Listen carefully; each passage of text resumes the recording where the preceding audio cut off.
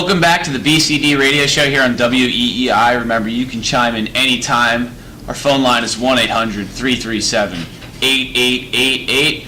We're going to go to our next topic. We're going to start it off with David here. David, what do you think of the Red Sox recent run? Obviously, the Red Sox have been on a hot streak, winning 8 of their last 9 games. They're still 7.5 games out of the AL East, 6 games out of the wild card. Obviously, a lot of talk about whether or not they're going to make the playoffs. I personally don't see it. It's just the starting pitching. Really, it always comes down to pitching. And if you look at the Red Sox rotation, they really have one ace in John Lester. They're talking about trading him. If you look at who's going up tonight, you have Jake Peavy, who's 1-8 with a 4.5 ERA. I just don't think that the Red Sox have the pitching rotation that they need to win games to have them catapult over 4 teams into the wild card spot. I just don't see it happening. Byron, what do you think about teams who currently hold those 2 wild card spots, such as the Seattle Mariners and the Los Angeles Angels, impeding the Red Sox chances at making a run at those wild card positions? So the Red Sox, they're 7.5 games back at this time, and that is not a ton of ground to make up with the rest of the division. It's a very tight division. There's a lot of teams in it right now, and especially the wild card race. It's not going to be easy. But this team, they've won 8 out of their last 9. A.J. Brzezinski gone. He was clearly some type of a clubhouse distraction, didn't really fit the mold of the team. This team is looking better, and some of the teams that they played, the Blue Jays, they beat them 14-1 last night. There are definitely signs that this team has the talent to take it farther. There are definitely concerns with the pitching. Peavy has really got to improve, and I really don't see them being able to trade him. If he can somehow find a resurgence, and other people in the Red Sox rotation finally stepping up, and with the hitters doing well, this team has a chance to not really win the division, but make the wild card spot over the Los Angeles Angels. It won't be easy, but I think it's definitely possible. All right, we're going to go to our first caller of the day. We have Dave in Stoneham. Dave, you're on WEEI. What's up, guys? Thanks for taking my call. I love this show. I got to know, though, where's Kevin Love going to end up if he's traded? David, what are your thoughts on this? You know, obviously there's a lot of talk about it. There's teams like Golden State, obviously Cleveland, and now Chicago, sort of a dark horse in this Kevin Love race.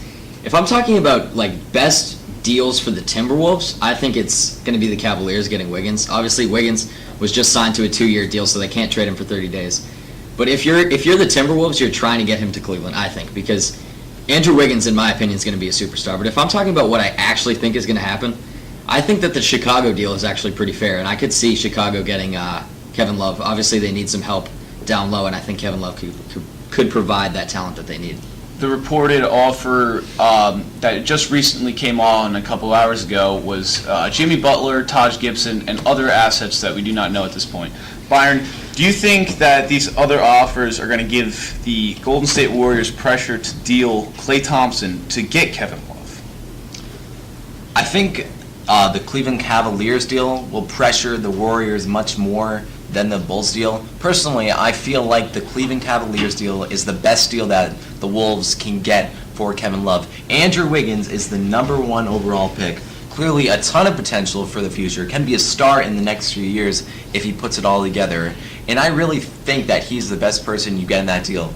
And apparently they might add a guy like Anthony Bennett to that trade too, who's shown signs to be really promising as well after his first year. The Warriors are definitely going to have to step it up. I don't think that the Chicago Bulls offer is something that the Wolves should consider because of these other 2 offers. If the Warriors put in Klay Thompson, I feel like the Warriors stand a good chance, but I don't think anything can beat Andrew Wiggins. If you're the Cavs, you want to get Kevin Love, so you get that big 3. Love, Kyrie, who's a really young point guard and should do well in the next few years. And then finally LeBron James, that is a winning team right now, and one that can win 3 or 4 years down the road. But Wiggins for the Wolves would be a great player to get. All right, we're running out of time real quick. Where do you see Kevin Love? One word. Cavaliers. Bulls.